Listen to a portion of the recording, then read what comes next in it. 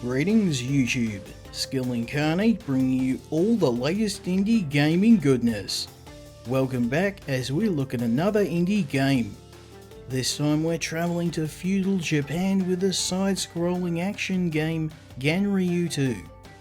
This is the first major title from Storyboard Studios and the sequel to the original Ganryu, released by Visco in the 1990s for the Neo Geo.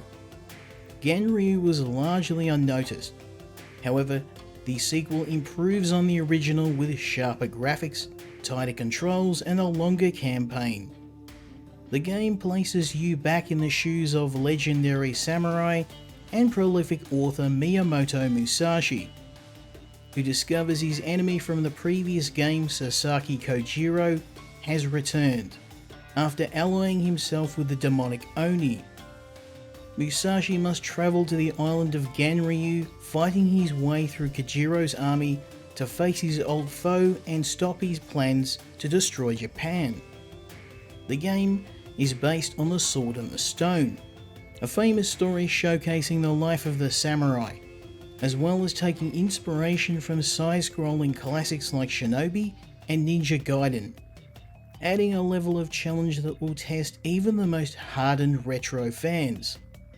However, the question is whether this title can compete in a market already saturated with indie platformers. Ganryu's campaign only consists of 5 levels, however they're quite varied and each have their own theme. This includes the gardens of Kaido, the mines of Edo, the streets of Kyoto, and finally you'll face off with Kojiro on the island of Ganryu. Levels are packed full of enemies inspired by traditional Japanese history, such as spear-wielding armoured samurai and knife-wielding ninja. You'll also need to contend with steampunk-inspired foes including robotic dogs, laser-wielding cyborgs and giant mechs. The game moves at blistering speed, with a screen often filled with enemies firing projectiles and casting spells along with hazards such as spikes and bottomless pits to avoid. Thankfully, the game's unrelenting difficulty is offset by its sharp controls, with Musashi easily able to pull off double jumps, dashes and wall climbs. Combat is also well implemented, with experienced players able to cut down enemies and even deflect their projectiles with your trusty katana, and use your kunai to pick them off from a distance. The player can collect magical energy called Kami from defeated foes, allowing them to use several spells to either damage your enemies or heal yourself. These can be a lifesaver in the boss battles. The game is all about gradual progression, with players required to attempt levels several times, memorizing enemy patterns and working out the location of traps, along with working out how to overcome each of the game bosses.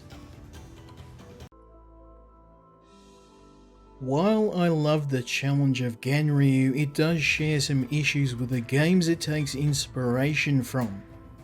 Firstly, the enemy AI is incredibly simple, with only basic pathing. The game has a default button mapping that is the opposite of most side-scrolling games, and it doesn't give the player the option to change the layout.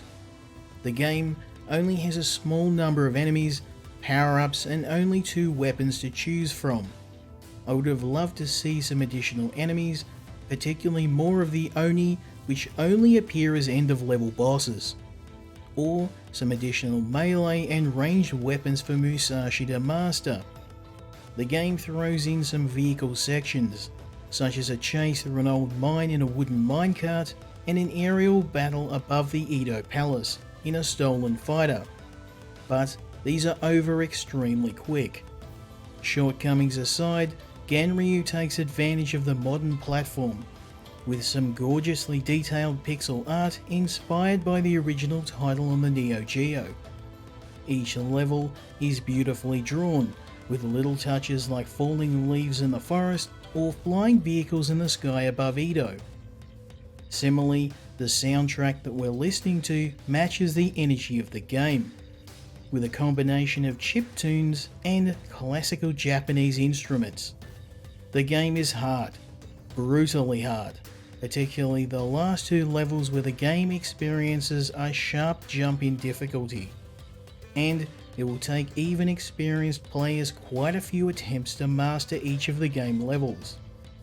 However, once you've completed the game and know what you're doing, you can finish Ganryu in just under a few hours. I highly recommend Ganryu if you're a fan of retro 16-bit classics like Shinobi or Ninja Gaiden, and are looking for a trip back to your childhood with a challenging 2D platformer with some Japanese inspiration. Or if you're one of the few people lucky enough to play the original Ganryu. Just be aware that while this game does take inspiration from the classics, it doesn't add anything new to the genre. However, it's a solid challenge and a great budget title for the PlayStation for only $18 AU.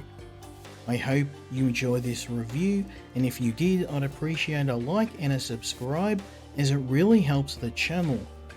As always, let me know your thoughts in the comments, and I hope you'll join me next time when we look at another indie game.